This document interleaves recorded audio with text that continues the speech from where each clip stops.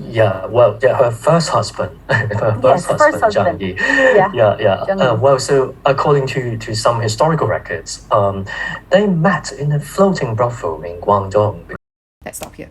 According to some historical record, sounds authoritative, but there's actually no 18th or 19th century record that says that Zheng Yi Sao was a sex worker. None. These come from modern retelling of her working on a floating brothel, often written a century or so after she died. I even wrote to the prophet to ask for his sources because I was curious, could it be some sources I've not found? Turns out, no.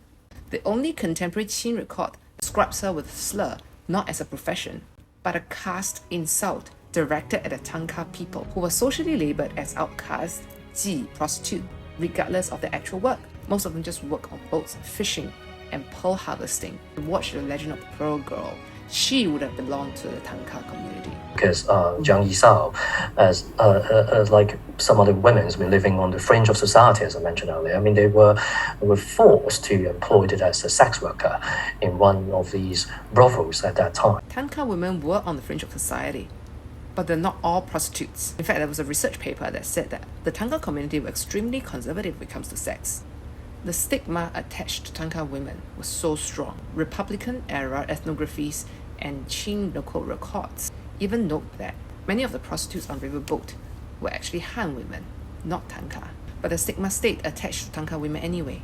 But unlike most of the workers there, I think Zhang Yi Sao was already quite famous before she met Zhang Yi. As she already had developed a reputation as a savvy businesswoman, trading pillow talk secrets with wealthy clients. It's impressive, isn't it? Yeah. So I guess perhaps it's because of this esteemed reputations, and I also assume that also because of her beauty. Well, that's juicy. I felt like I was a fly on the wall, eavesdropping on all her conversations and negotiations for her redemption and all her trading of pillow talks. Except that it's probably not her room. Yes, she was a savvy operator. There was no primary evidence that she worked in a brothel. The image of a sex worker who climbed through seduction is really part of a 20th century Orientalist fantasy around Asian women. The same trope that used around Anna May Wong, the dragon lady myth. Zhang Yi, the pirate leaders, as you mentioned earlier, purportedly sought out Zhang Yi Sao and offered her marriage, and eventually invited her to join him in the life of piracy. But there's another version of the story actually, which goes like Zhang Yi Sao was the one who sought Zhang Yi out specifically and persuaded him to marry her.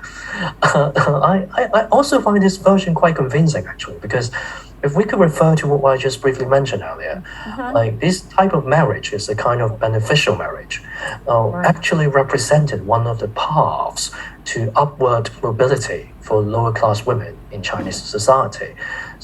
This is where speculation starts being presented as certainty. The idea of persuading him to marry her is a modern reconstruction, not a documented act. It's important to recognize when later authors project agency or seduction into historical gaps. Was marriage a path to upward mobility for lower class women? Also, what kind of upward mobility is it? From a fellow Tanka marginalized community to another Tanka dominated marginalized trait of piracy?